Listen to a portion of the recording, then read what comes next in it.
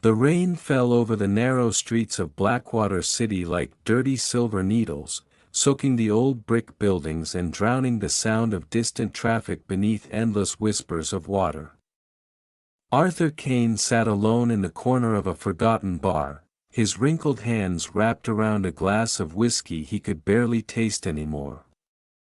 At 70 years old, life had become a slow funeral march for him. His wife Eleanor had died 3 winters ago. His son had vanished into another country without even leaving a letter. The city no longer remembered the man Arthur once was. Decades earlier, he had ruled half the underground world hidden beneath Blackwater's shining towers. Men once trembled at the sound of his footsteps.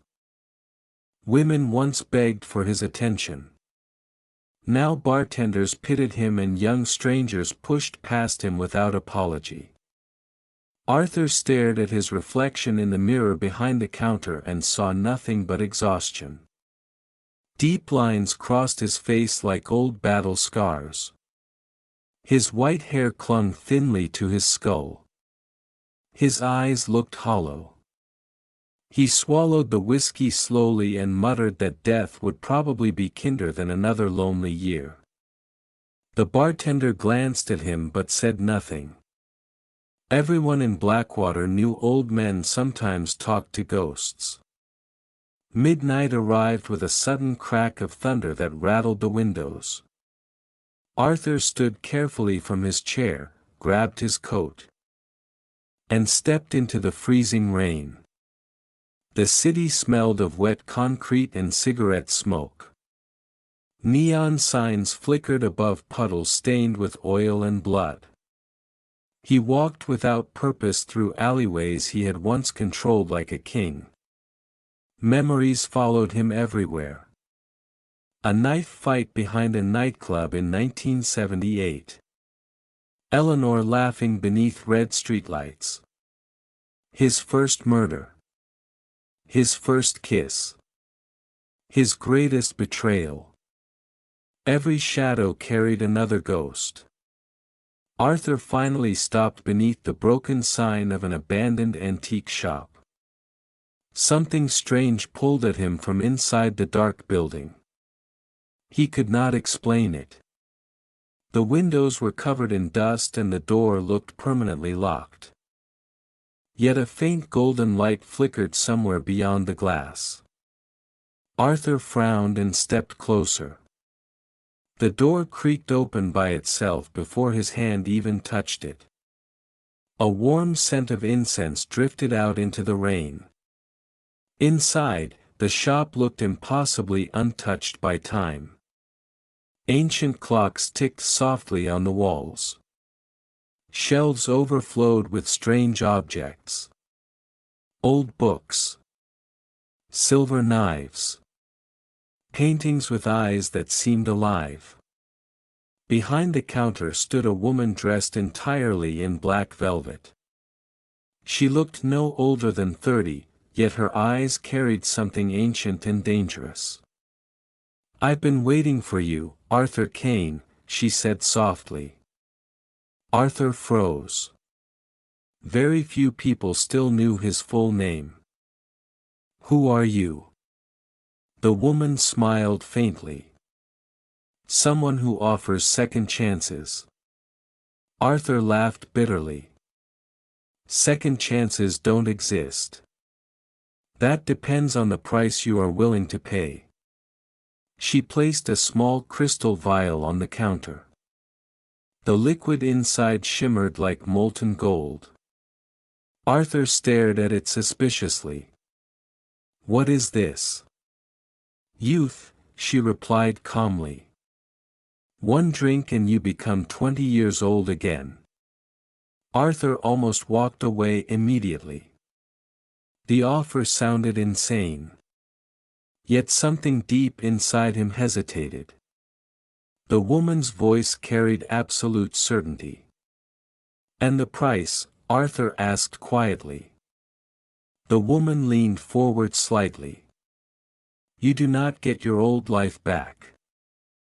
Only your body." The pain remains.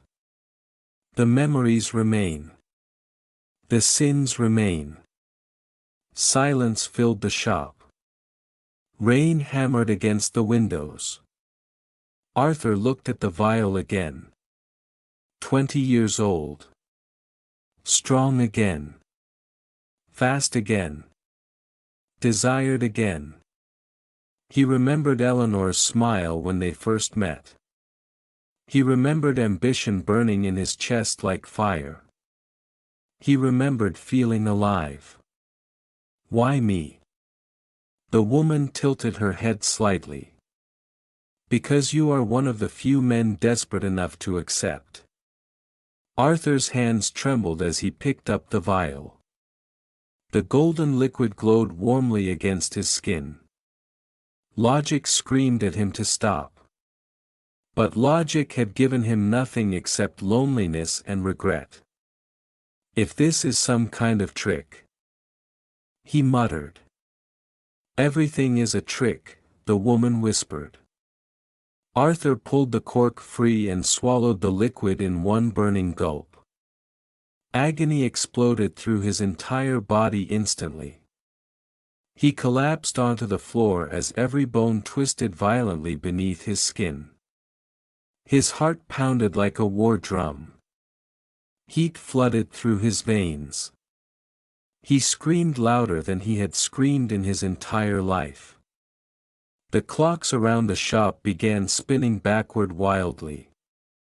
Glass shattered. The room trembled. Arthur clawed desperately at the wooden floor while his body transformed beneath torn clothing and cracking skin. Then suddenly the pain stopped. Silence returned. Arthur lay motionless for several seconds. Breathing heavily. Slowly he lifted his hands in front of his face. Smooth skin. Strong fingers. No wrinkles. No trembling. His heartbeat thundered with impossible strength. He stumbled toward a mirror hanging beside the counter and froze completely. A young man stared back at him. Dark hair. Sharp jawline.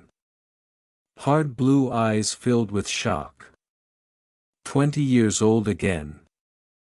Arthur touched his own face in disbelief. The woman behind the counter smiled faintly. Welcome back to youth, Mr. Kane.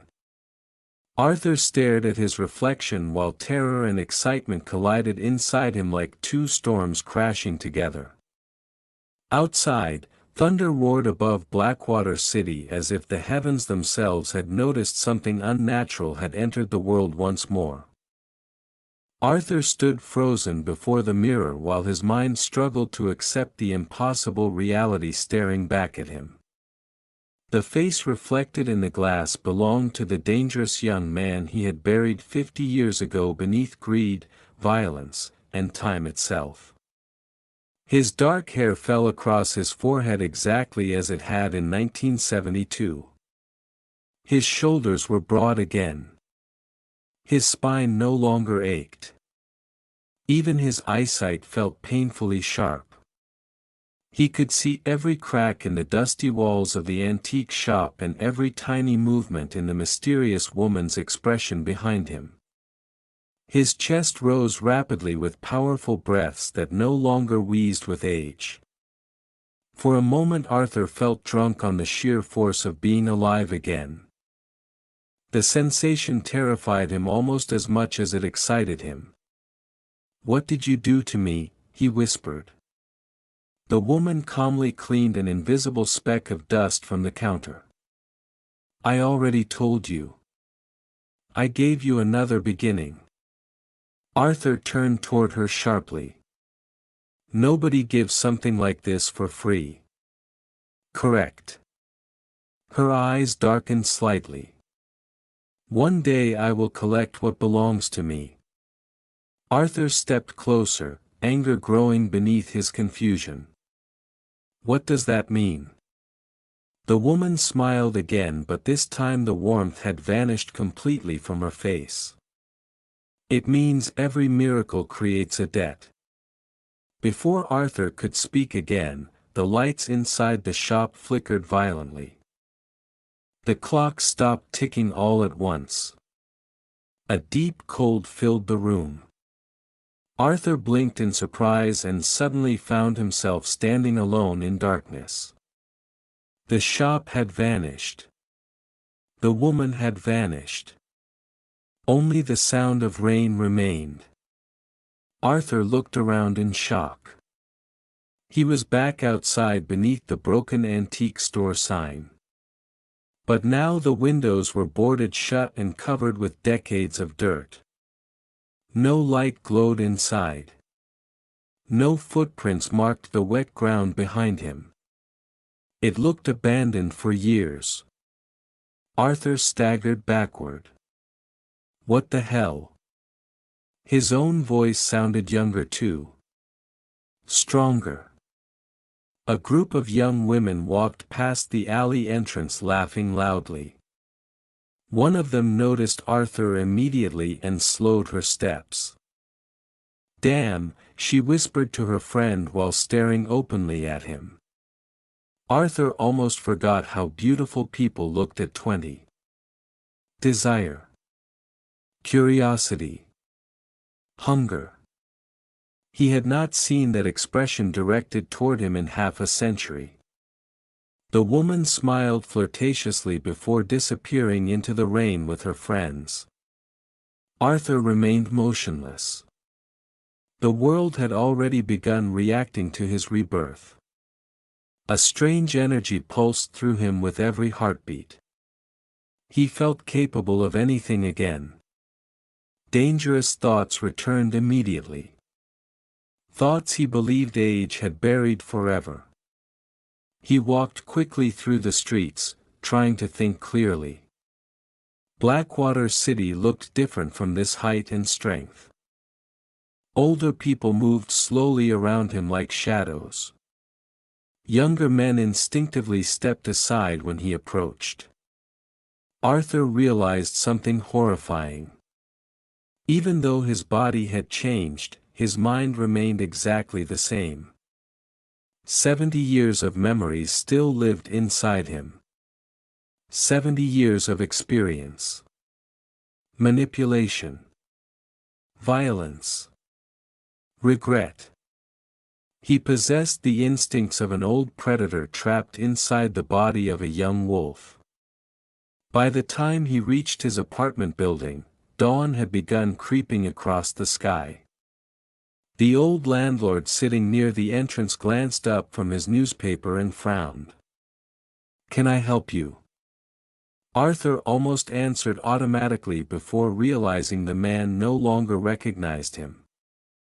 To the world, Arthur Kane had become a stranger overnight. "I'm looking for Arthur Kane," he said carefully. The landlord sighed sadly. "Old Arthur passed away yesterday." Arthur's blood turned cold. "What?" "Police found his apartment empty this morning. Door unlocked. Nobody inside. At his age, probably wandered off and died somewhere." The landlord shook his head. "Sad thing. Nobody even came looking for him." Arthur stared silently. The city had already erased him. Legally, socially, spiritually. Arthur Kane, the old man, no longer existed. He should have panicked. Instead, a dark thrill spread slowly through his chest. For the first time in decades, he was free. No debts. No identity. No weakness. He climbed the stairs slowly toward his apartment while the landlord returned to reading the newspaper without another glance. Inside, the apartment smelled of dust, whiskey, and loneliness. Everything remained exactly where he left it hours earlier. Eleanor's framed photograph still rested beside the bed. Arthur picked it up carefully.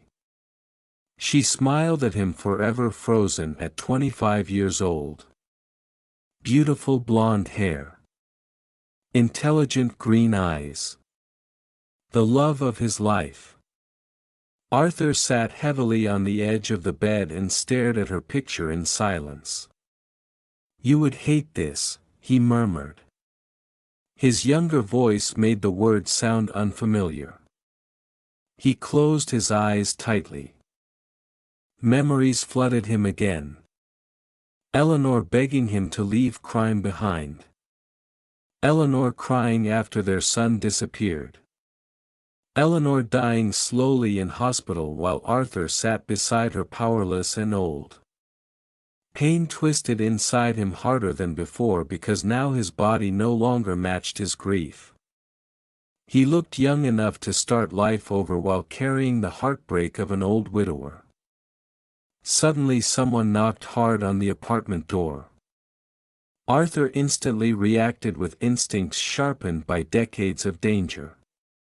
He moved silently toward the kitchen and grabbed a knife before approaching the entrance. Another knock came, louder this time. "Open up," a rough male voice shouted. Arthur recognized it immediately. Vincent Moretti. One of the last surviving gangsters from Arthur's former empire. Arthur's eyes narrowed dangerously. Vincent should not be here. Slowly Arthur unlocked the door. Vincent stepped inside angrily without waiting for permission. He was older now too. Heavy.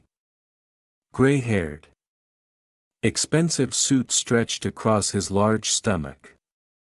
His eyes immediately locked onto Arthur's youthful face with confusion. "Who the hell are you?" Vincent demanded. Arthur stayed calm. "Friend of Arthur Kane." Vincent looked around suspiciously. "Where is he?" Arthur felt something cold awaken deep inside him. The old instincts. The hunger for control. He smiled faintly.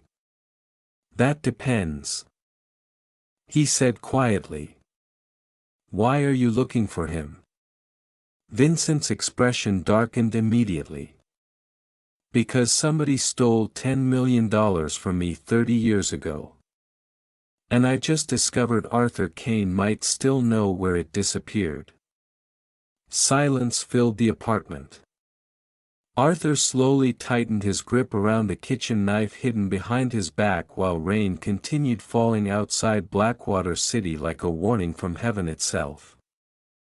Vincent Moretti stood in the center of the apartment, breathing heavily through his nose while water dripped from his expensive coat onto the wooden floor. Age had made him larger but not softer. Arthur could still see the violent animal hidden beneath the wrinkles and gray hair. 50 years earlier Vincent had been Arthur's closest ally and most dangerous rival. Together they built half the criminal empire that once controlled Blackwater City. Together they drowned entire neighborhoods in blood. Then one night $10 million vanished along with 3 corpses and a list of corrupt politicians that could have destroyed the city forever. Vincent believed Arthur betrayed him. Arthur never corrected the assumption because the truth was even worse. Arthur kept the money but not for greed. Eleanor had begged him to leave crime forever after their son Daniel nearly died during a gang war. Arthur planned to disappear with his family and start over somewhere far from Blackwater. Before he could escape, Daniel vanished without explanation and Eleanor's heart slowly broke beyond repair. Arthur buried the money and abandoned his dream.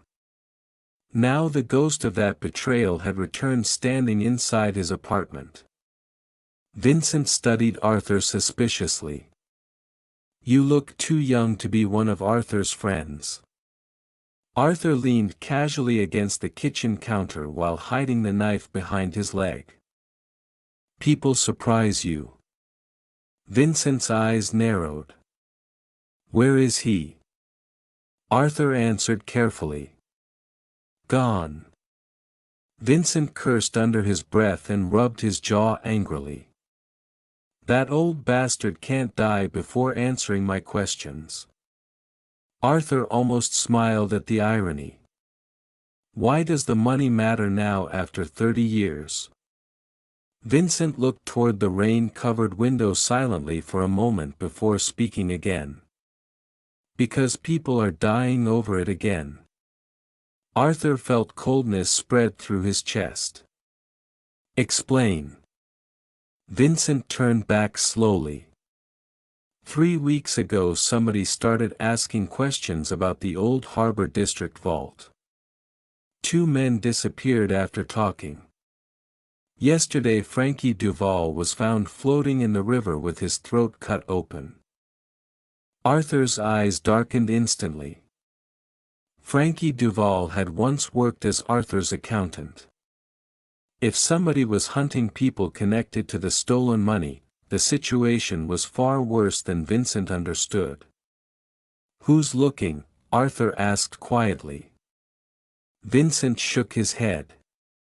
Nobody knows. But whoever it is has resources. Professional killers. Police connections. Somebody powerful. Arthur's mind raced rapidly. Very few people even knew the money existed anymore. Fewer still knew about the Harbor District vault. Someone had uncovered ancient secrets that should have remained buried forever. Vincent suddenly stepped closer. Listen carefully, kid. If Arthur contacts you, tell him this. The wolves are awake again. Arthur felt an old instinctive chill at the phrase. The wolves were not a gang. They were something much worse. A hidden organization of politicians, businessmen, judges, and assassins who secretly controlled Blackwater from the shadows for decades. Arthur once worked for them before becoming powerful enough to stand beside them instead of beneath them. Then he betrayed them all by stealing the money and disappearing from their world. He believed time had buried the past. He was wrong. Vincent continued staring at Arthur intensely. You remind me of him, he muttered suddenly. Arthur's heartbeat slowed dangerously. How? Vincent frowned slightly. The eyes. Same cold look. Arthur forced himself to stay calm. Maybe that's why we became friends. For several long seconds Vincent remained silent. Then he sighed heavily and moved toward the door. If Arthur's alive, tell him to run. Arthur almost laughed. At 70 years old he would have listened. But now youth burned through his veins like gasoline waiting for fire. Running no longer felt natural. Violence did. Control did. Power did. Vincent opened the apartment door but paused before leaving. One more thing. Arthur waited silently. Vincent looked back over his shoulder. The wolves are searching for a woman too. Blonde. Around 25. Nobody knows who she is but people are dying trying to find her. Eleanor. The thought struck Arthur instantly like a knife through the heart. Not Eleanor herself, of course. Impossible. But somehow connected to her. Arthur's expression changed for the briefest second and Vincent noticed immediately. You know something, Vincent growled. Arthur quickly recovered. No. Vincent stared suspiciously but eventually stepped into the hallway. If you hear anything, stay alive long enough to tell me." Then he disappeared down the stairs. Arthur locked the door slowly after him. Silence filled the apartment again except for distant thunder outside. He placed the kitchen knife back onto the counter and sat heavily beside Eleanor's photograph. A woman connected to Eleanor. The wolves hunting again. Murder spreading through Blackwater. And somehow it all connected back to the money Arthur buried 30 years ago. He suddenly remembered something he had not thought about in decades. The final conversation Eleanor whispered before dying. "If they ever come back," she had said weakly from her hospital bed. "Find Clara." Arthur closed his eyes tightly. Clara Vale. Eleanor's younger sister. The only person who knew the real location of the hidden money besides Arthur himself. He had not seen her in over 25 years. Everyone believed she disappeared after Eleanor's funeral. Arthur stood abruptly and walked toward the cracked bathroom mirror. His young reflection stared back with dangerous intensity. The old Arthur Kane would have hidden. This Arthur felt something else entirely rising inside him. Excitement. Hunger. Rage. The city that forgot him was about to remember exactly who he used to be. Arthur opened an old metal box hidden beneath loose floorboards near the bed. Inside rested a black revolver wrapped carefully in cloth beside stacks of yellowed cash and fake identification documents from another lifetime. Arthur picked up the revolver slowly. The cold metal felt familiar in his young hands. Comfortable. Natural. He checked the bullets automatically before tucking the weapon beneath his jacket. Then he grabbed Eleanor's photograph and stared at it one final time. "I'm sorry," he whispered softly. But deep inside himself Arthur already knew the truth. He was not sorry at all. Somewhere beneath the rain-soaked streets of Blackwater City, old monsters were waking again. And Arthur Kane had just become the most dangerous one of all. Morning fog rolled through Blackwater City like pale smoke rising from a battlefield while Arthur walked through crowded sidewalks filled with strangers who had no idea death had returned to their streets wearing the face of a 20-year-old man. Every sensation felt painfully alive to him now. He could smell coffee drifting from cafes half a block away. He could hear distant sirens blending with conversations from passing pedestrians. His muscles moved effortlessly beneath his clothes with the smooth confidence he thought time had stolen forever. Yet beneath the thrill of youth lived something darker. The memories inside his mind did not belong to a young man anymore. They belonged to a survivor who had buried enemies, lovers, and friends across 70 brutal years. Arthur stopped beside a newspaper stand and stared at his own reflection in the glass again. The face looking back appeared calm, handsome, dangerous. Women glanced at him openly as they passed. Men instinctively measured him like a possible threat. The world reacted differently to beauty and strength. Arthur remembered that too well. He bought a cigarette pack despite quitting decades earlier and lit one slowly while continuing down the street. Smoke filled his lungs sharply. Another old habit returning with frightening ease. Clara Vale lived somewhere in East Blackwater before she vanished years ago.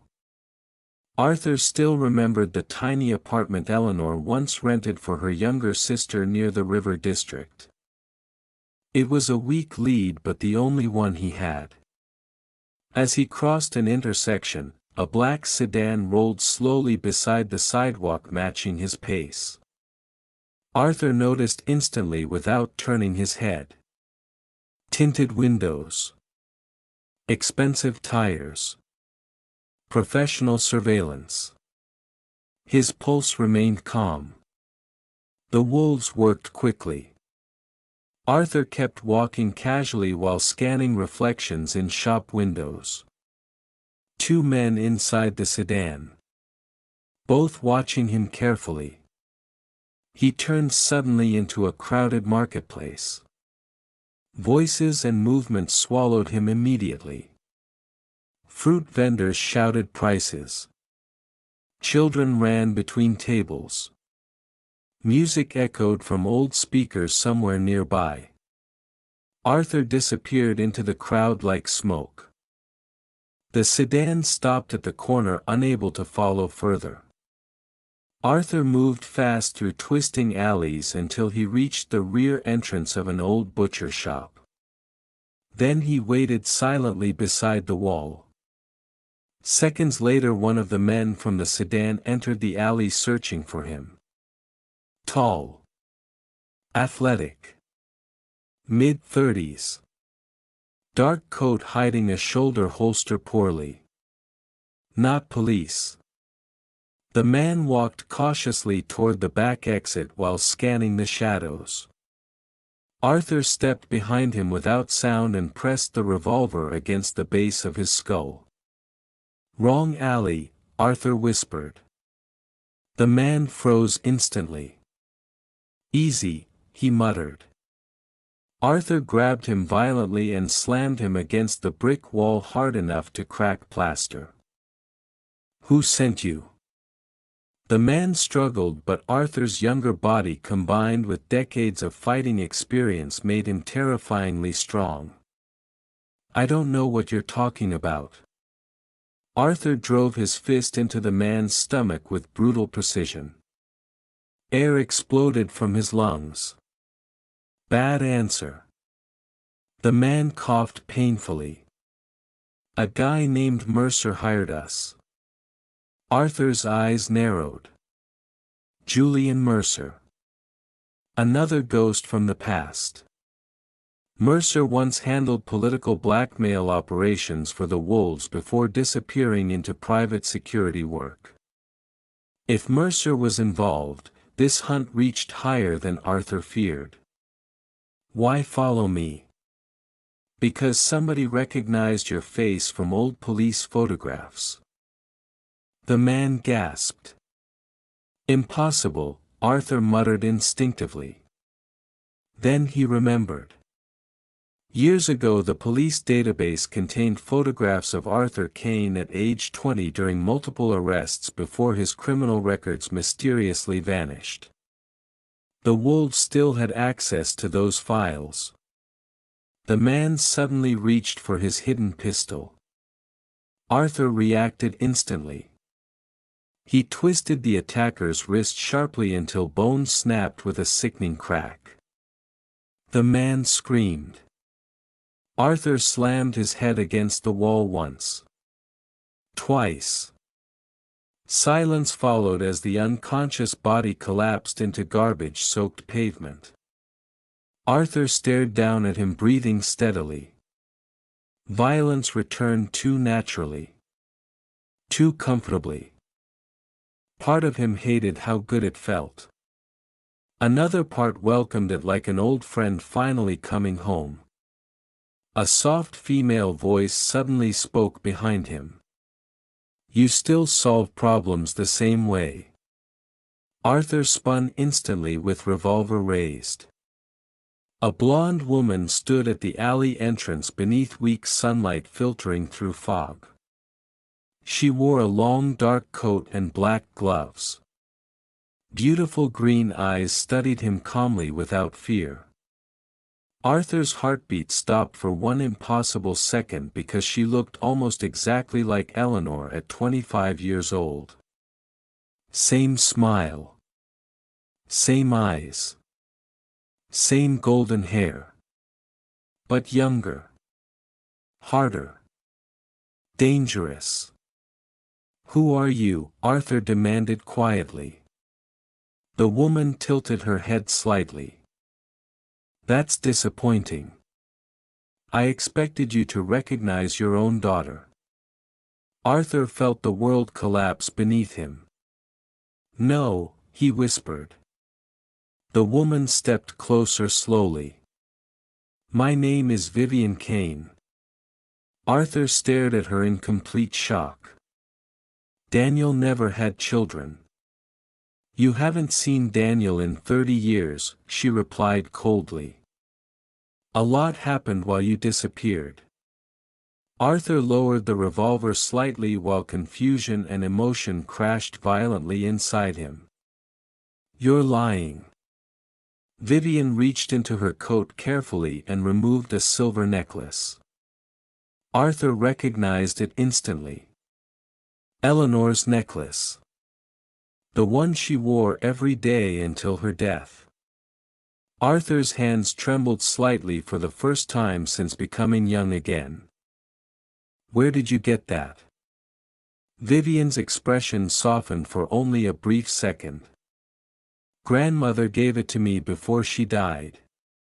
Arthur could barely breathe. "Eleanor knew about you." "Of course she did." Vivian's eyes darkened again. "She protected me from the wolves after my father disappeared." Arthur's mind spiraled through impossible memories and unanswered questions. Daniel vanished decades ago. Eleanor never mentioned a granddaughter. Clara disappeared. The wolves hunted a mysterious blonde woman. Suddenly every piece aligned into one horrifying truth. Vivian was connected to the hidden money somehow. Maybe even the real reason the wolves reopened the hunt after 30 years. Arthur took a slow step toward her.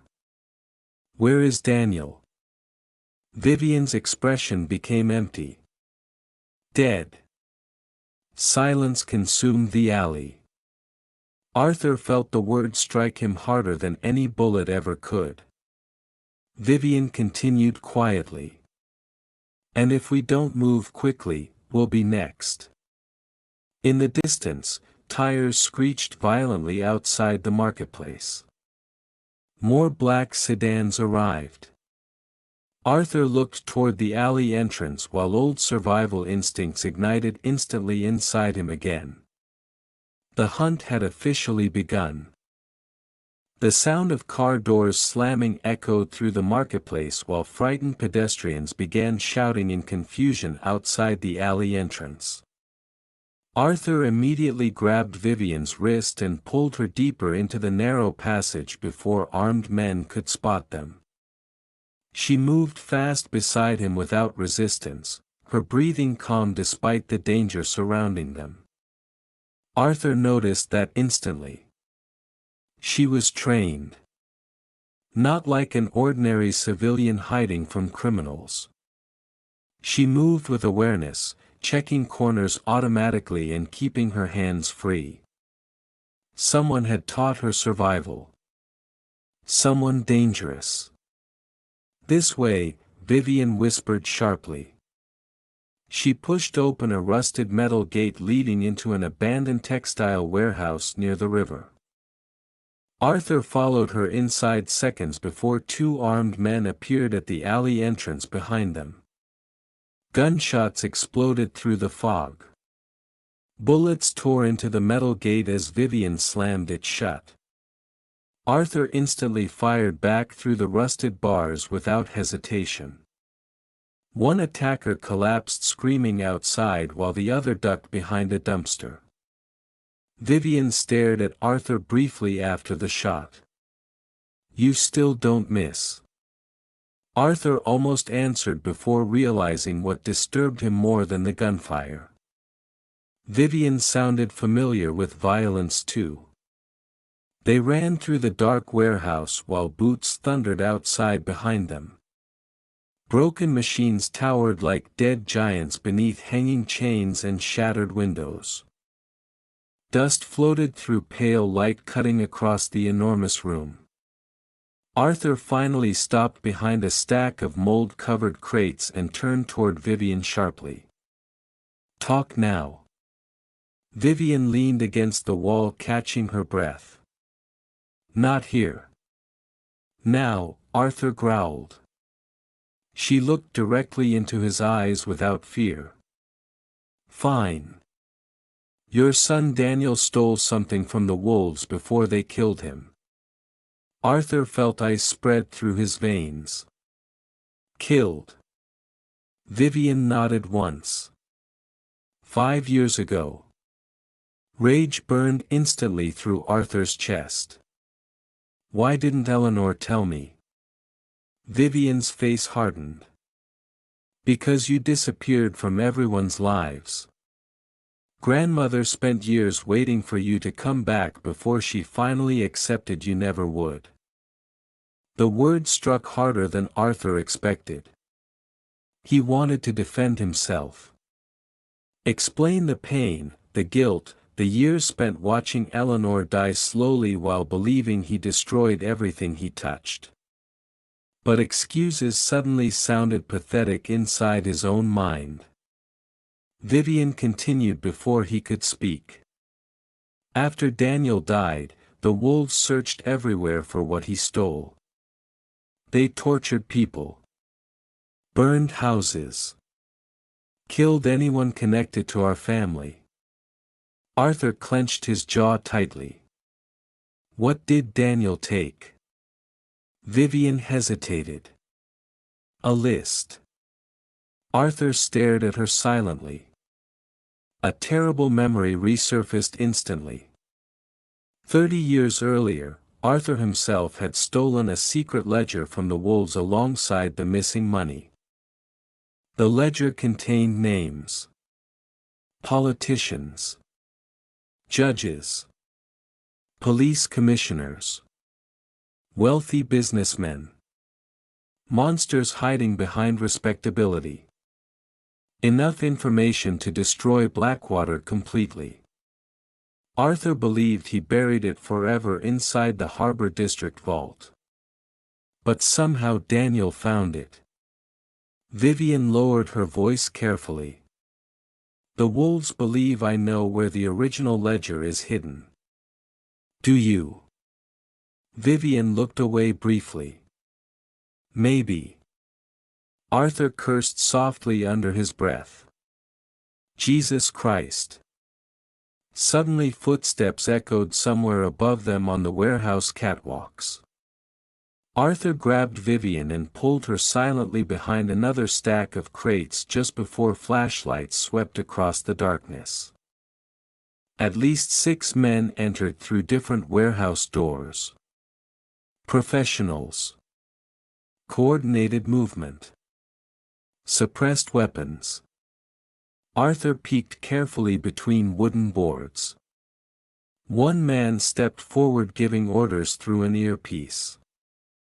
Arthur recognized him instantly despite the passing decades. Julian Mercer. Older now. Gray at the temples. But still carrying himself with cold military precision. Mercer's voice echoed through the warehouse. "Alive if possible. The girl matters more than the old man." Arthur almost smiled bitterly. The old man. Nobody realized Arthur Kane had become young again except perhaps Mercer himself. Vivian leaned close to Arthur's ear. "You know him?" Arthur nodded slightly. "He used to clean up bodies for powerful people." Mercer suddenly stopped walking. His eyes slowly scanned the darkness ahead. Arthur felt danger immediately. Mercer possessed instincts almost equal to his own. "Arthur," Mercer called calmly into the shadows. "I know it's you." Silence followed. Vivian stared at Arthur in shock. Mercer continued. "Only one man shoots like that anymore." Arthur slowly exhaled. Hiding was finished. Mercer already suspected the impossible truth. "You should have stayed dead," Mercer said softly. Arthur stepped out from cover holding the revolver loosely at his side. "You first." Several gunmen instantly aimed at him, but Mercer raised one hand calmly. His sharp eyes studied Arthur's young face with fascination rather than surprise. "Interesting," Mercer murmured. "I spent half the night convincing myself I wasn't losing my mind." Arthur remained motionless. "Yet here we are." Mercer smiled faintly. The city's favorite ghost walking around with a new face. Vivian stayed hidden behind the crates watching nervously. Mercer's gaze shifted briefly toward her location, but he pretended not to notice. Arthur recognized the gesture immediately.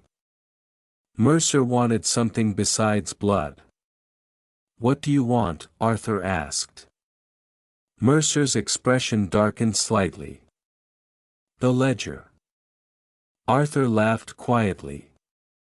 30 years later and you people are still terrified of names written on paper. "Those names built this city," Mercer replied coldly. "Governments change. Mayors die. But power survives." Arthur stepped closer slowly. "And Daniel." For the first time Mercer's eyes revealed something resembling regret. "Your son made unfortunate choices." Arthur's grip tightened around the revolver. "Did you kill him?" Mercer answered without hesitation. "No. But I watched it happen." Rage exploded inside Arthur so violently he nearly fired instantly. Vivian suddenly emerged from cover behind him. "Don't," she whispered urgently. Mercer studied her calmly. "Vivian. You look so much like your grandmother." "Go to hell," she snapped. Mercer ignored the insult. "You both inherited Arthur's talent for surviving longer than expected." Arthur noticed movement above them. A sniper positioning quietly along the catwalk. Mercer was stalling. Arthur reacted instantly. He grabbed Vivian and dove sideways just as gunfire erupted from above. Bullets shredded wooden crates behind them. Arthur fired twice mid-fall. The sniper collapsed over the railing screaming before crashing onto machinery below. Chaos exploded through the warehouse immediately. Gunmen opened fire from every direction while Arthur and Vivian disappeared deeper into the darkness between machines and broken conveyor belts. Mercer shouted orders furiously behind them. Arthur grabbed Vivian's hand again while adrenaline thundered through his younger body like wildfire. "Can you swim?" he asked suddenly. Vivian looked confused. "What?"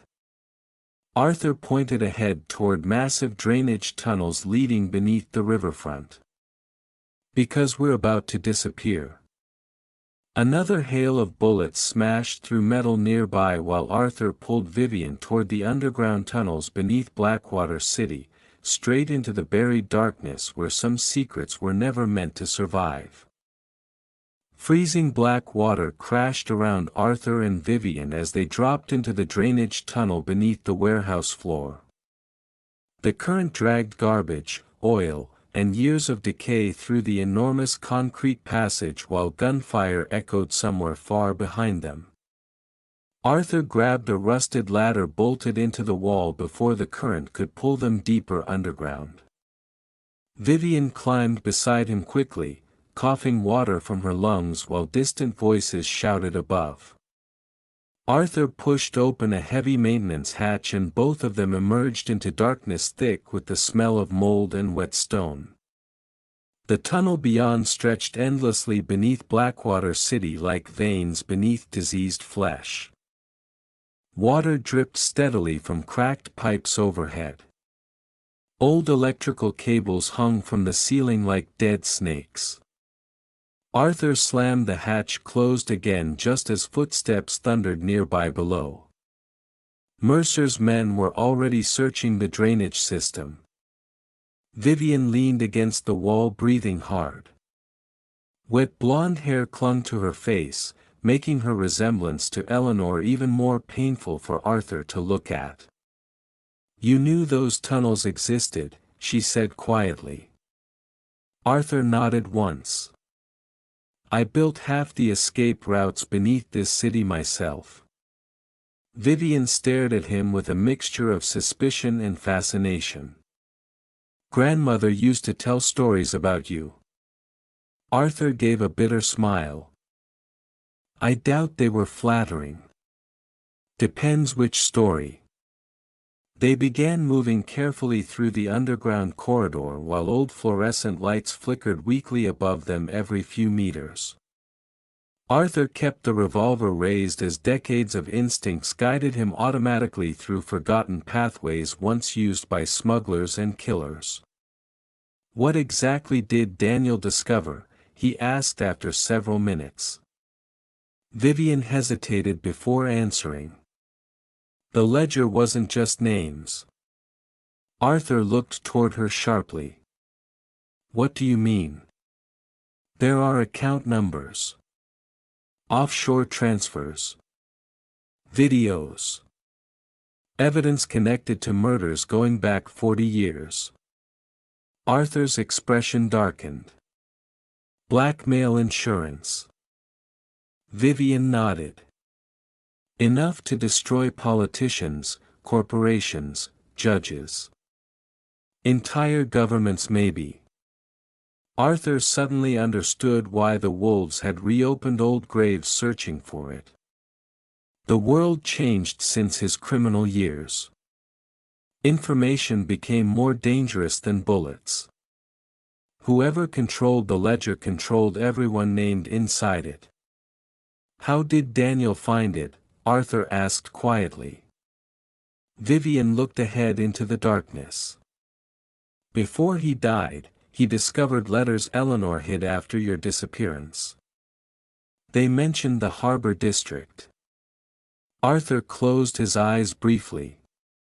Eleanor always knew more than he realized. Daniel thought the ledger could expose the wolves permanently. Vivian continued. "He believed he could finish what you started." Arthur felt crushing guilt settle inside his chest. Daniel inherited his recklessness without inheriting his caution. And it got him killed. Vivian stopped walking suddenly. "No. The wolves killed him." Arthur met her eyes silently. Rage burned inside both of them now.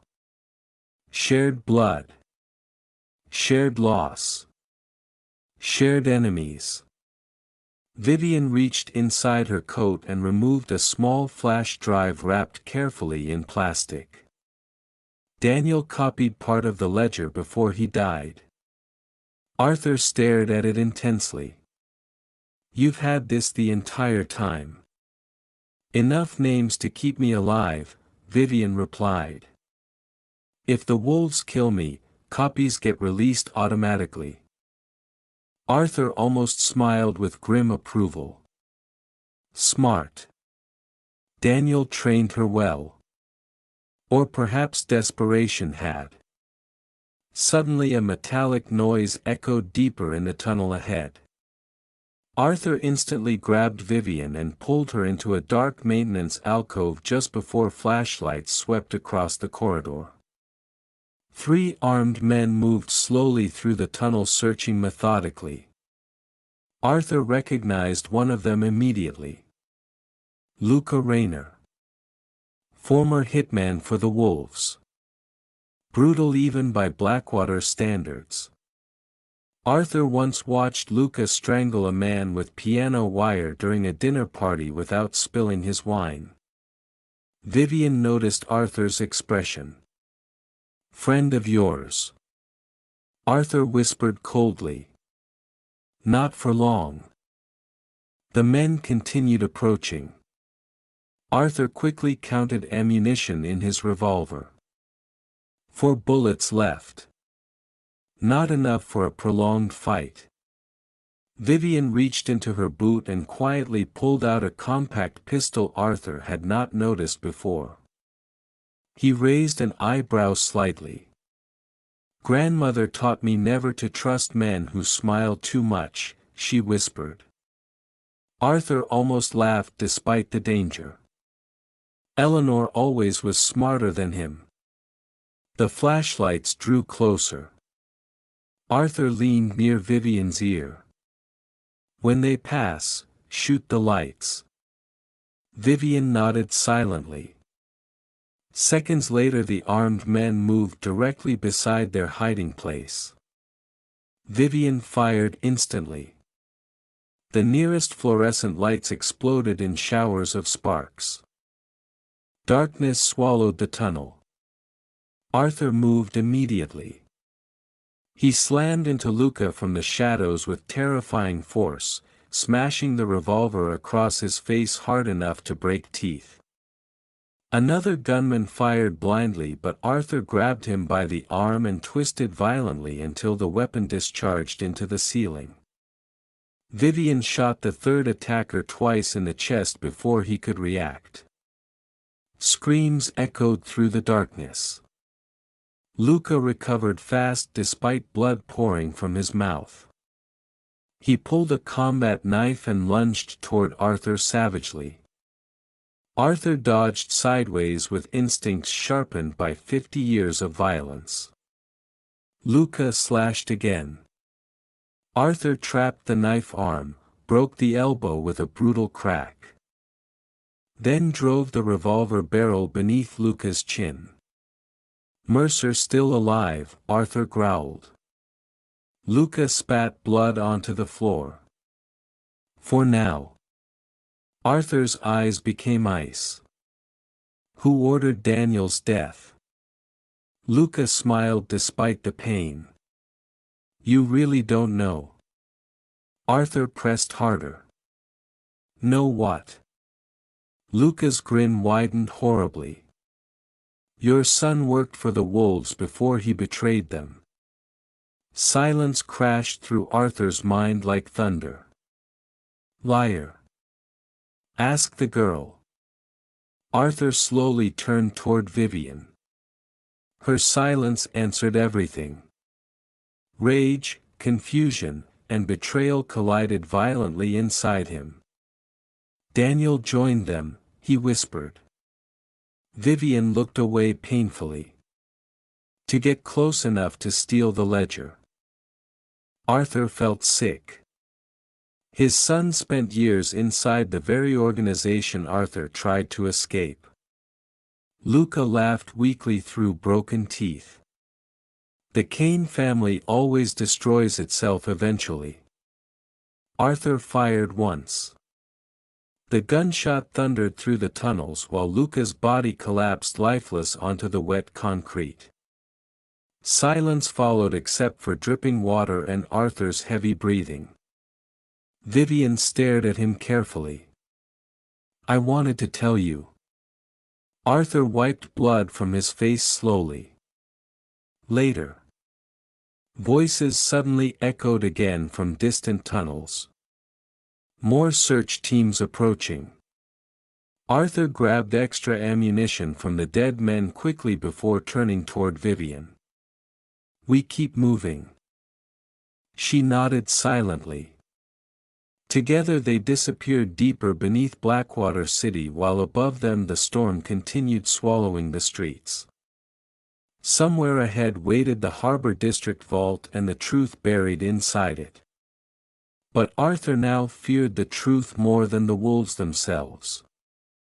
The underground tunnels eventually rose toward the eastern edge of Blackwater City, where abandoned railway systems connected to the forgotten harbor district beneath layers of rust, saltwater, and history. Arthur and Vivian climbed through a broken maintenance shaft shortly before dawn, emerging inside an old subway station that smelled of dust and dead electricity. Graffiti covered the cracked walls. Ancient advertisements peeled from concrete pillars like decaying skin. Somewhere far above them trains still moved through the modern city, but down here time had stopped decades earlier. Arthur walked slowly across the empty platform while memories returned with frightening clarity. 50 years ago this station served as a hidden meeting point for smugglers, politicians, and assassins working under the wolves' protection. Men once exchanged briefcases full of cash here while musicians played jazz in illegal underground clubs nearby. Arthur himself killed 2 rivals inside the station bathroom during a winter storm in 1981. Now only silence remained. Vivian followed close behind him with her pistol still drawn. "You know this place too well," she said quietly. Arthur glanced around the shadows.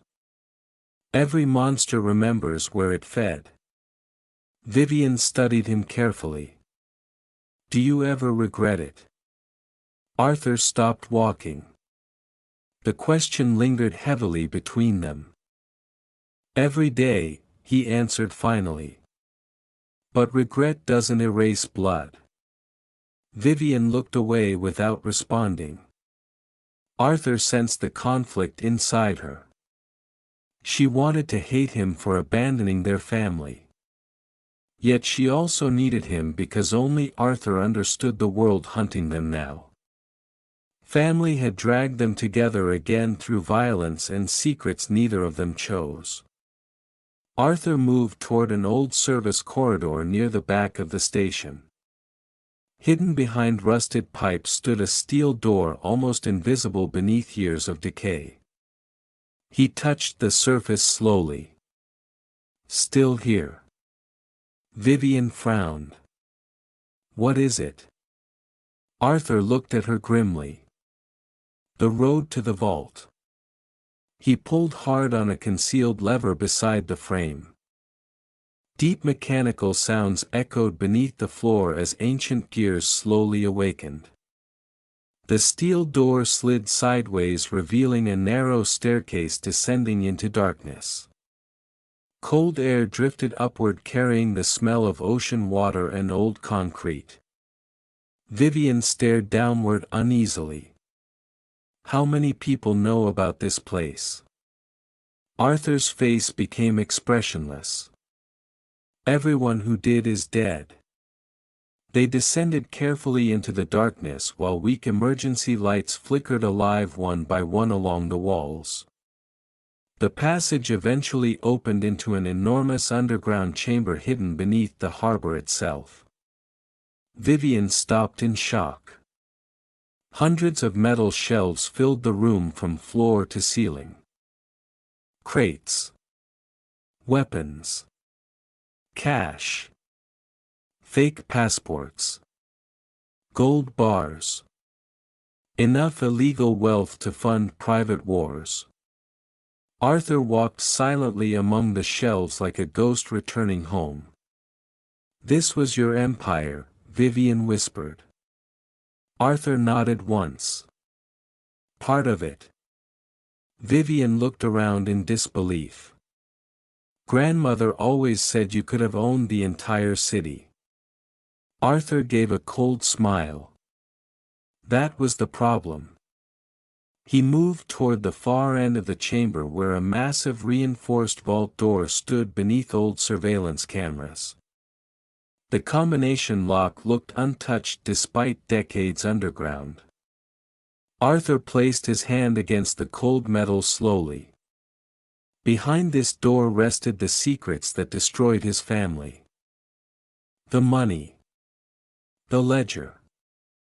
The beginning of everything. Vivian stepped beside him quietly. "Do you remember the code?" Arthur stared at the lock. "I remember everything." He turned the dial carefully.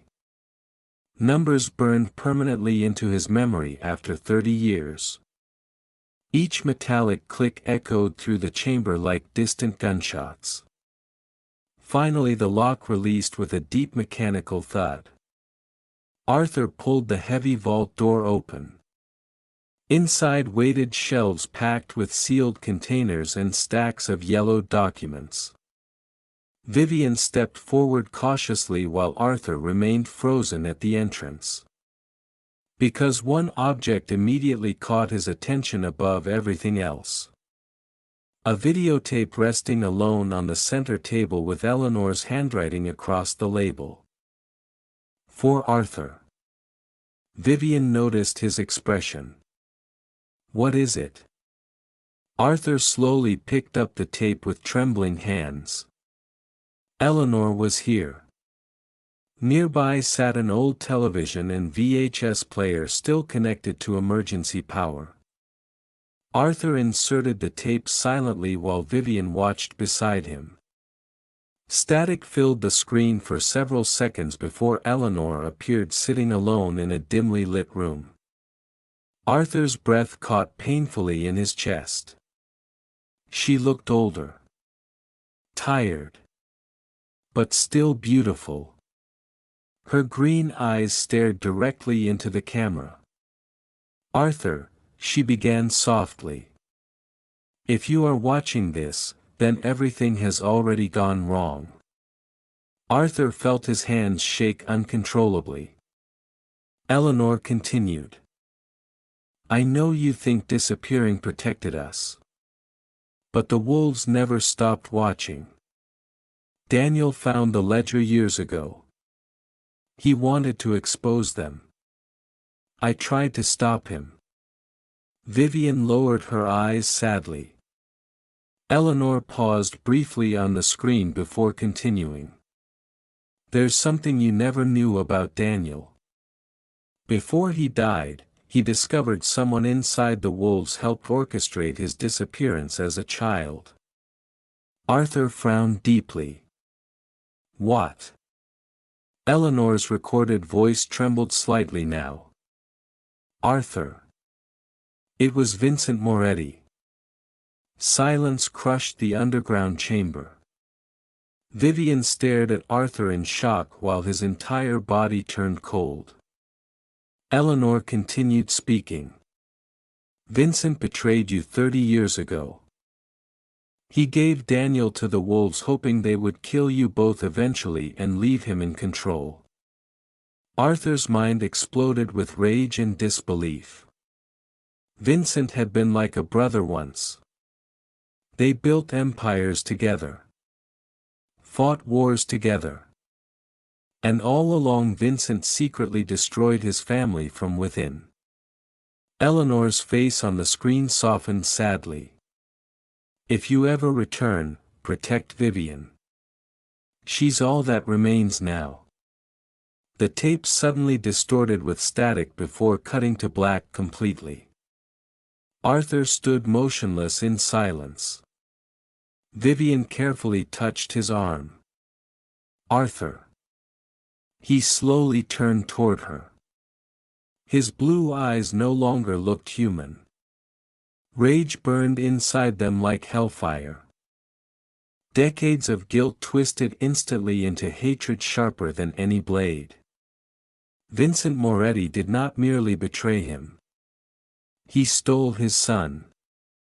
Destroyed his family. Murdered his future. Arthur suddenly understood why fate had returned his youth. Not for redemption. For revenge. Before Vivian could speak again, alarms suddenly erupted across the chamber. Red warning lights flashed violently overhead.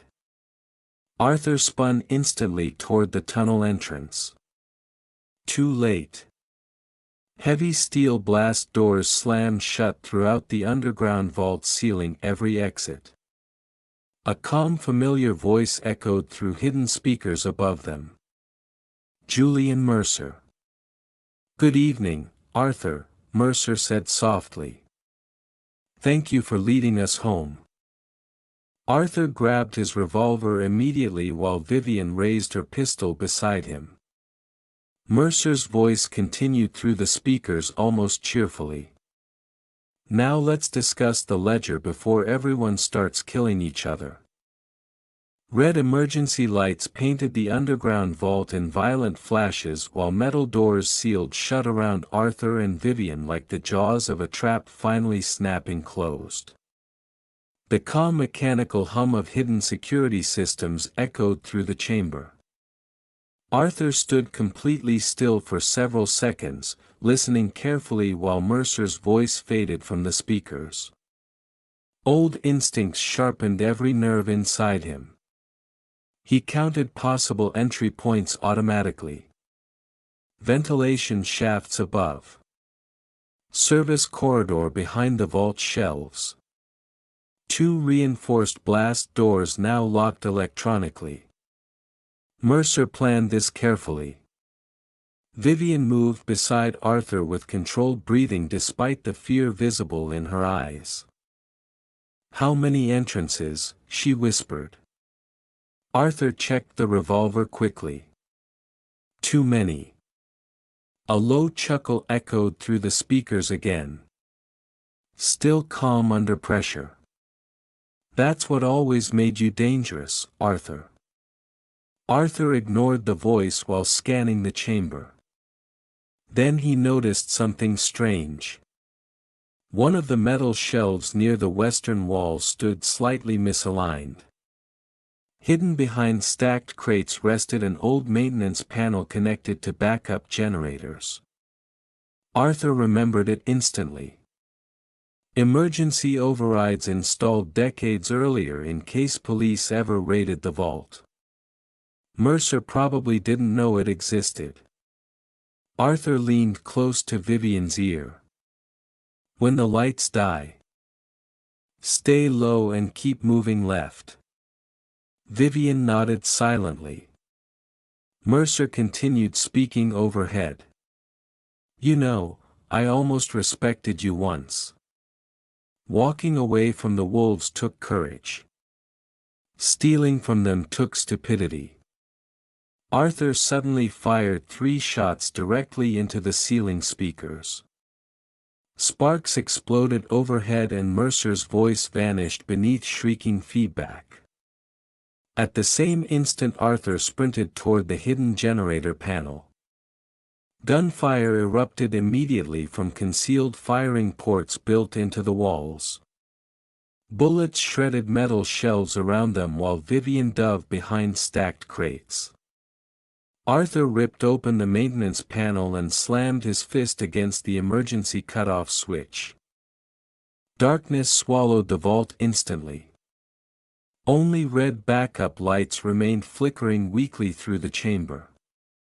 Arthur moved fast through the shadows while alarms screamed around them. Above the chaos he heard Mercer shouting orders somewhere beyond the blast doors. Vivian fired twice toward approaching footsteps. One man screamed. Arthur reached the western wall and found the narrow service tunnel hidden behind loose shelving exactly where he remembered. "Vivian," he shouted.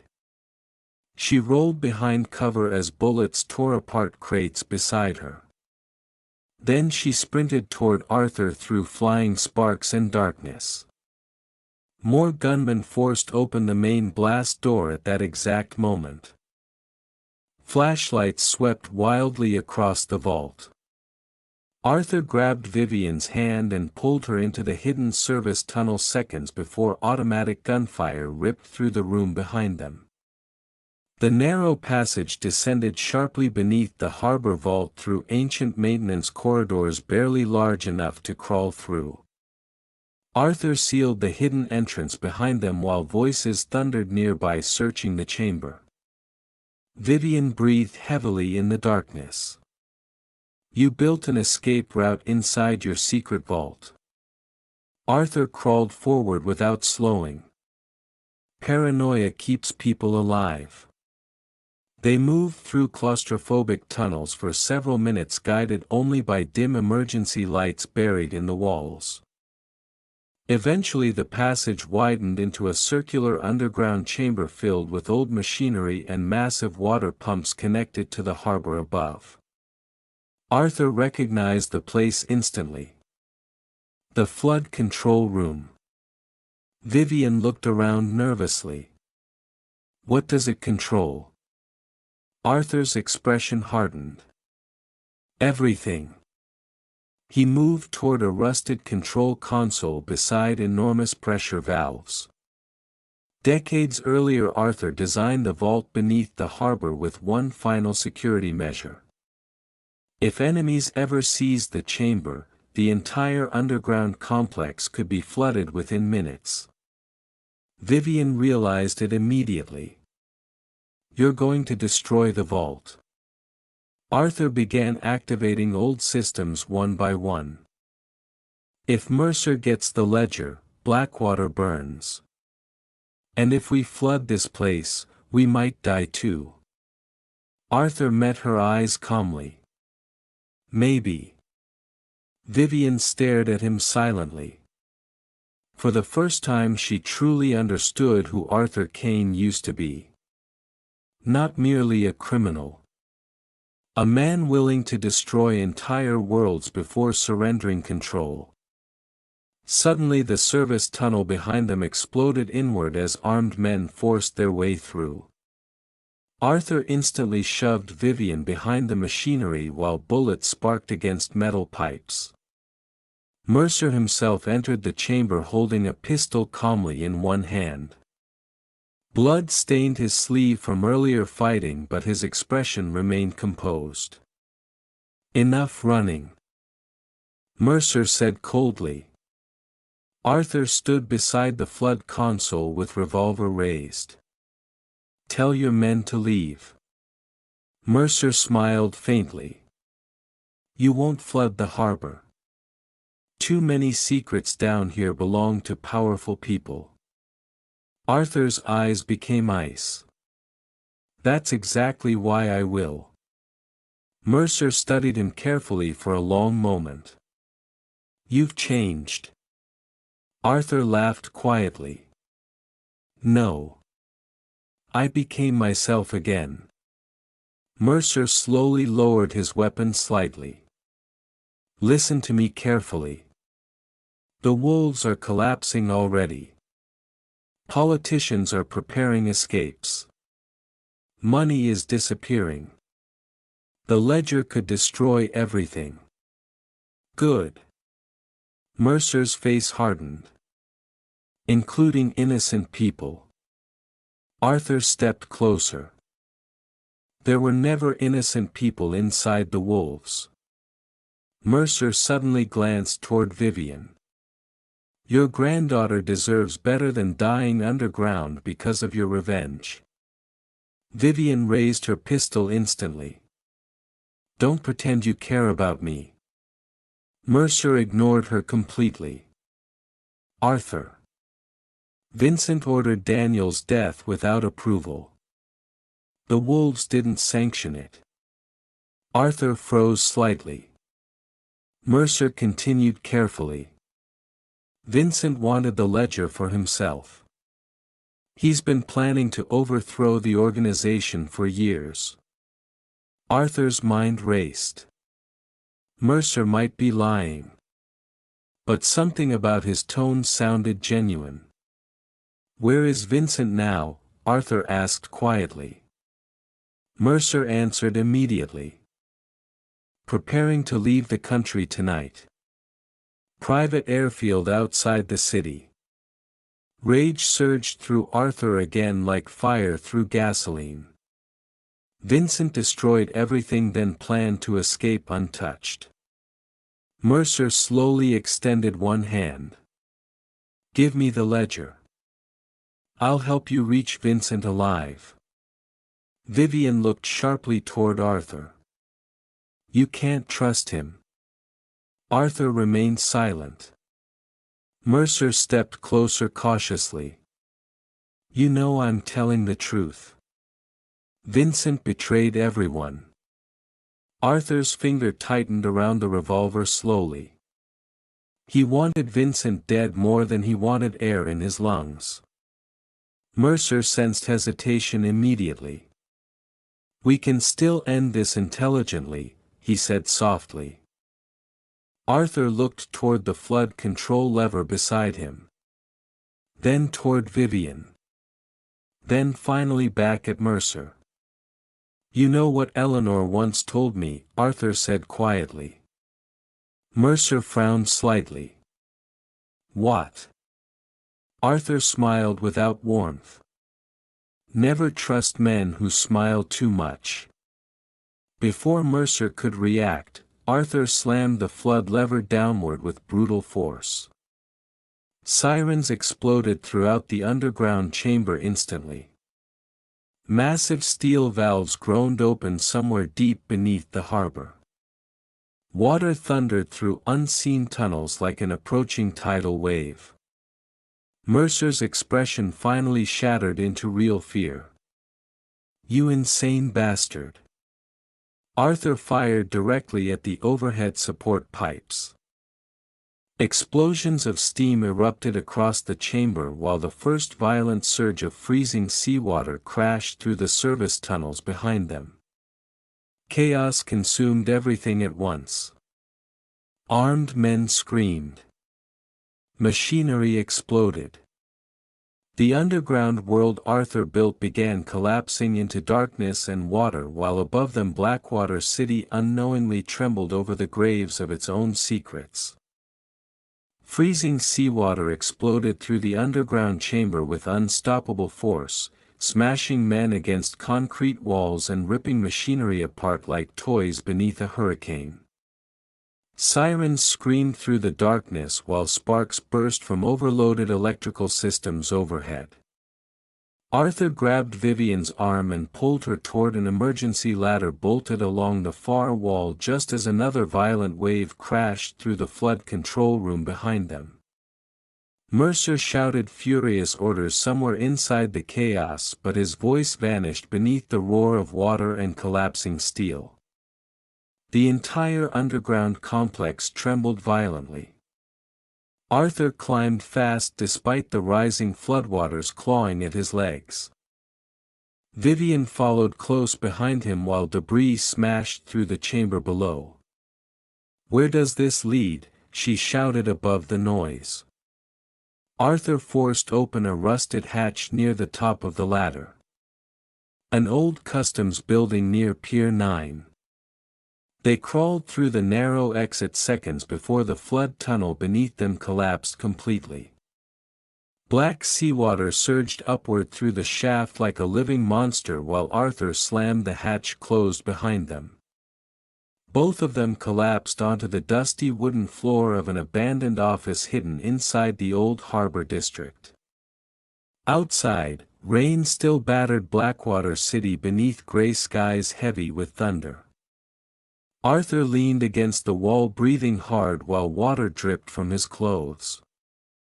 Vivian stared at him silently for several long seconds. You really would have drowned us all. Arthur looked toward the storm outside the cracked windows. Some things deserve to die buried. Vivian slowly approached him. Including you. Arthur did not answer immediately. The question settled heavily between them. Finally he spoke quietly. Maybe especially me. Before Vivian could reply, Arthur's phone suddenly vibrated inside his jacket. He frowned in surprise. Very few people even knew he existed anymore. He answered carefully. Who is this? Vincent Moretti's voice came through the speaker calm and smooth despite the destruction happening beneath the city.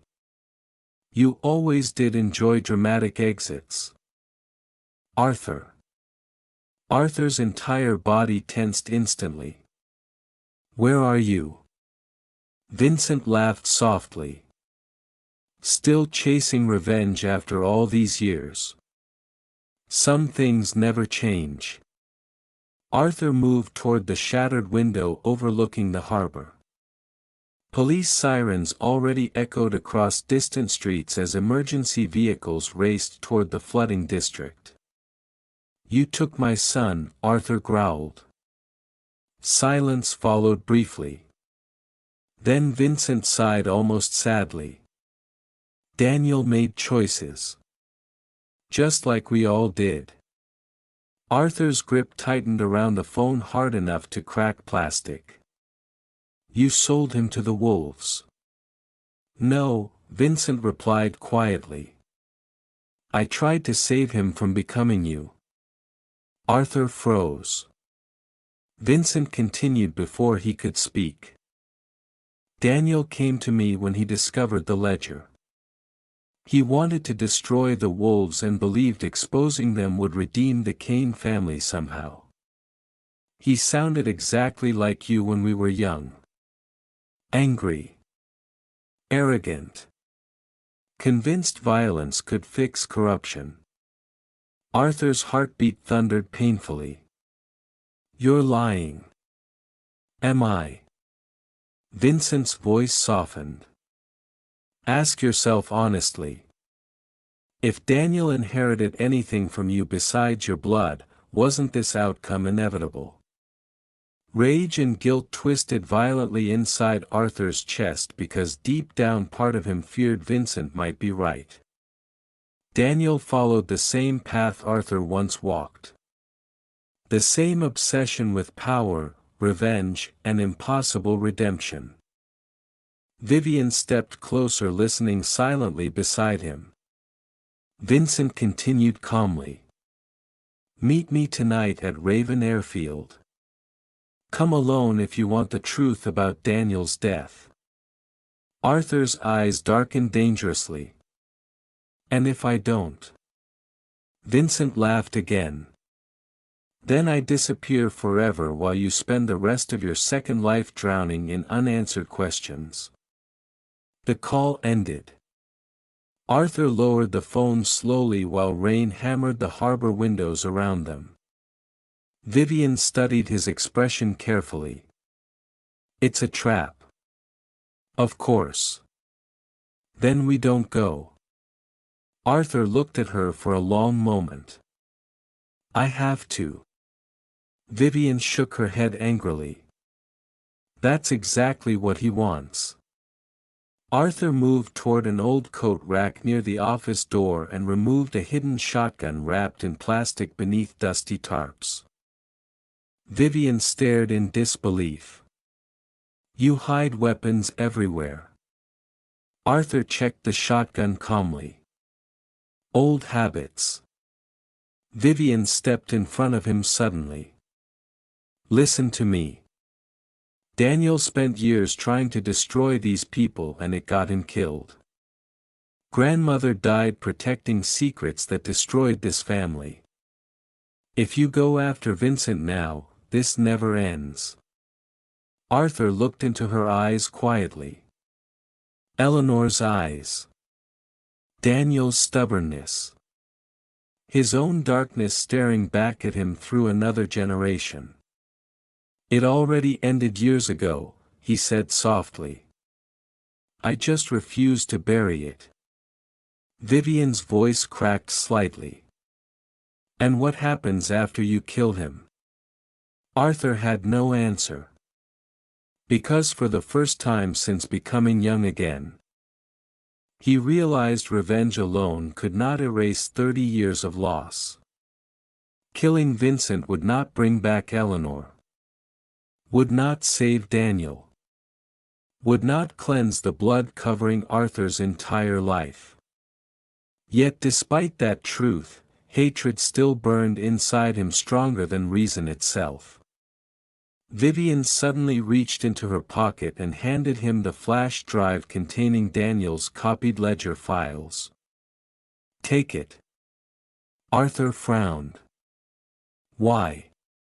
Vivian swallowed slowly.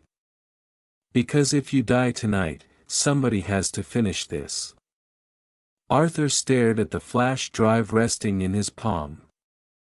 The weight felt far heavier than plastic and metal. It carried generations of violence, betrayal, and buried corruption. Enough darkness to poison entire nations. He looked back toward Vivian. "What will you do?" She forced a weak smile. "Probably what every Cain does eventually. Survive." Arthur almost smiled despite himself. Then his expression became serious again. He stepped closer and gently touched her shoulder. The gesture felt strange after decades spent forgetting how to care for anyone. "Your grandmother would have been proud of you," he said quietly. Vivian's eyes watered slightly, but she looked away before tears could fall. Arthur moved toward the door. Outside, the storm over Blackwater City had become almost apocalyptic. Thunder rolled across the harbor while police helicopters circled the flooding district in the distance. Somewhere beyond the rain waited Raven Airfield and Vincent Moretti. The final ghost from Arthur's ruined past. Arthur paused beside the doorway without turning around. "If I don't come back," he said softly, "leave this city." Vivian's voice came quietly behind him. "You won't come back." Arthur closed his eyes briefly. Maybe she was right. Then he stepped into the storm alone while somewhere high above Blackwater, lightning split the sky open like heaven itself preparing to witness one final act of violence. Rain lashed across Raven Airfield beneath a sky black enough to swallow the entire world while Arthur Kane walked alone through rows of private hangars illuminated by flashing runway lights. Thunder rolled continuously overhead. The storm over Blackwater City had become monstrous now, as if the city itself understood something ancient and terrible was about to end before sunrise. Arthur carried the shotgun beneath his coat and Daniel's flash drive inside his pocket close to his heart. Every step across the soaked pavement echoed with memories. Eleanor laughing beside him during their first summer together. Daniel sitting on his shoulders as a child watching airplanes rise into the clouds. The smell of blood inside underground clubs. Gunpowder. Whiskey. Regret. 70 years of life pressed against his mind while the body of a 20-year-old man carried him toward one final reckoning. At the far end of the airfield a sleek private jet waited beside Hangar 12 with its engines already humming softly. Armed guards stood near the entrance scanning the storm nervously. Arthur did not slow down. One guard spotted him first and reached for his weapon. Arthur fired the shotgun instantly. The blast threw the man backward across the wet concrete. The second guard opened fire but Arthur moved with terrifying speed, diving behind fuel barrels before returning two precise shots from the revolver. Silence followed except for rain and distant thunder. Arthur continued toward the hangar without hesitation. The massive metal doors stood partially open revealing warm yellow light inside. Vincent Moretti waited alone beside a black luxury car holding a glass of whiskey in one hand like an aging king refusing to surrender his throne. He looked tired now. Older than before. Defeated almost.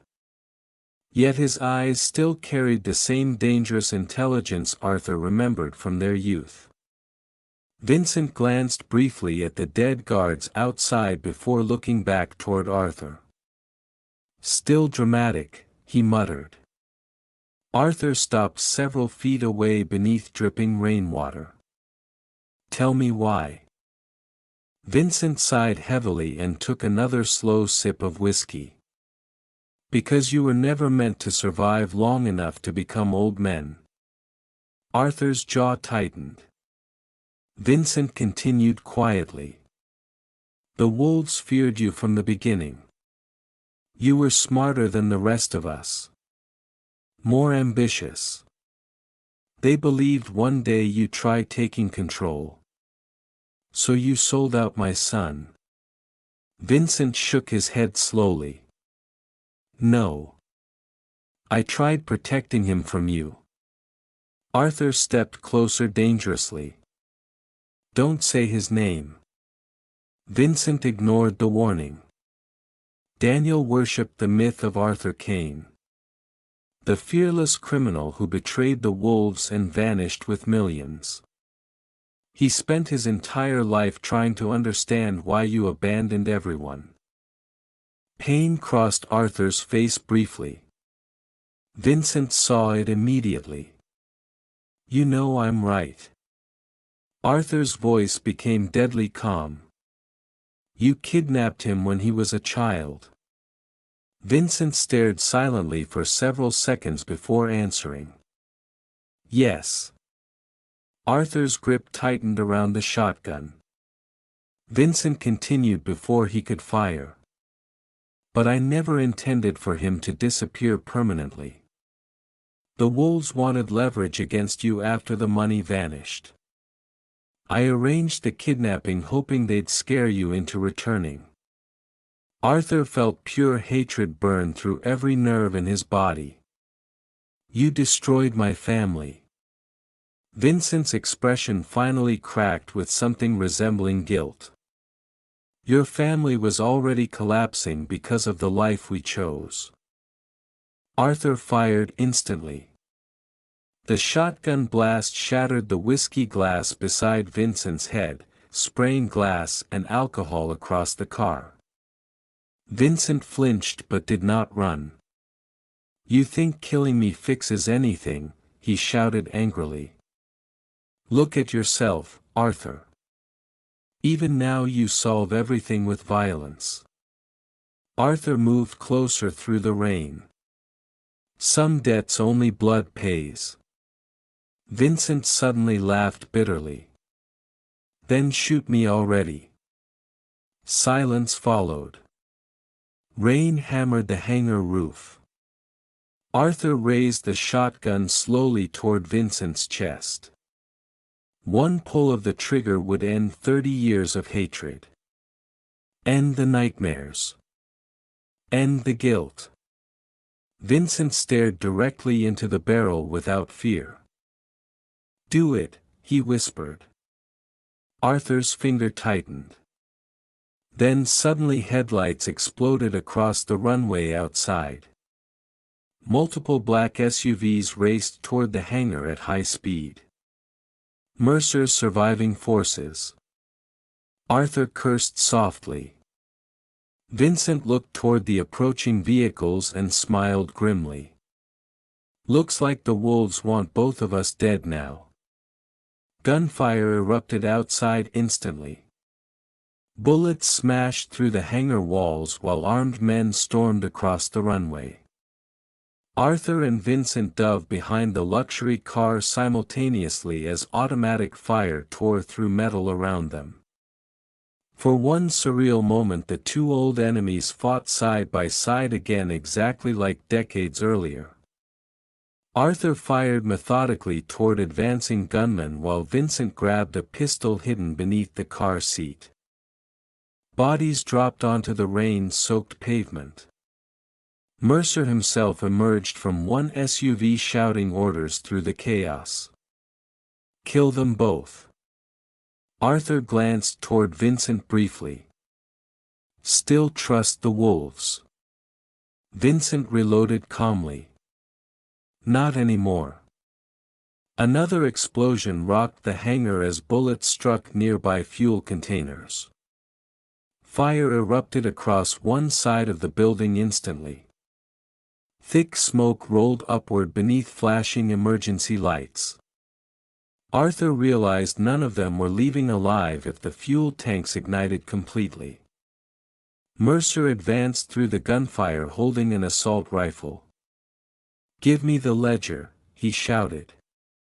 Arthur reached into his pocket slowly and removed Daniel's flash drive. Mercer froze immediately. "Throw it here." Arthur looked down at the tiny device resting in his palm. So much death connected to something small enough to fit between two fingers. Eleanor died protecting its secrets. Daniel died stealing them. Entire lives destroyed because powerful men feared exposure. Arthur suddenly felt exhausted beyond words. Tired of violence. Tired of ghosts. Tired of carrying the weight of old sins into another stolen youth. He looked toward Vincent one final time. "We were supposed to own the world," Arthur said quietly. Vincent gave a sad smile. "Instead we buried everyone we loved." Arthur nodded slowly. Then he threw the flash drive directly into the burning fuel fire beside the hangar wall. Mercer screamed in rage and charged forward blindly through gunfire. Vincent shot him twice in the chest before Mercer collapsed lifeless into the rain. Seconds later flames reached the nearest fuel tank. Arthur saw the explosion coming instantly. "Run!" Vincent shouted. Arthur hesitated only briefly. Vincent remained beside the burning wreckage staring calmly into the fire. Maybe he was finally too tired to escape. Maybe he understood there were no survivors left inside this story. Arthur turned and sprinted across the runway as a massive explosion erupted behind him. Fire swallowed the hangar in a violent orange inferno that shook the entire airfield. The blast hurled Arthur across wet pavement hard enough to steal his breath. He lay motionless for several seconds while rain hissed against burning debris falling from the sky. When he finally forced himself upright, Hangar 12 had become an ocean of flames. Vincent Moretti was gone. Sirens wailed in the distance as police and emergency crews rushed toward the airfield. Arthur stood alone beneath the storm watching the fire consume the final remains of his old life. Then slowly he turned away from the burning hangar and disappeared into the darkness before authorities arrived. By sunrise, Arthur Kane no longer existed anywhere officially. No records. No body. No trace. Only rumors spread through Blackwater City afterward. Stories about a young man with cold blue eyes seen boarding a midnight train heading west while carrying nothing except an old silver necklace. Some claimed the wolves collapsed completely within months after secret evidence mysteriously leaked online exposing decades of corruption. Politicians vanished. Executives resigned. Powerful men died suddenly. Nobody ever proved who released the information. Vivian Kane disappeared from Blackwater soon after. A few years later whispers surfaced about a woman using hidden fortunes to destroy trafficking networks and criminal organizations across Europe one by one. As for Arthur, no one knew where he went. Perhaps he wandered the world searching for peace impossible to find. Perhaps he finally understood that youth alone could never undo a lifetime of sins. Or perhaps somewhere beneath another distant storm. Arthur Kane simply kept surviving because monsters rarely die easily. And sometimes the cruelest punishment is being forced to live forever with the memories of everyone you failed to save.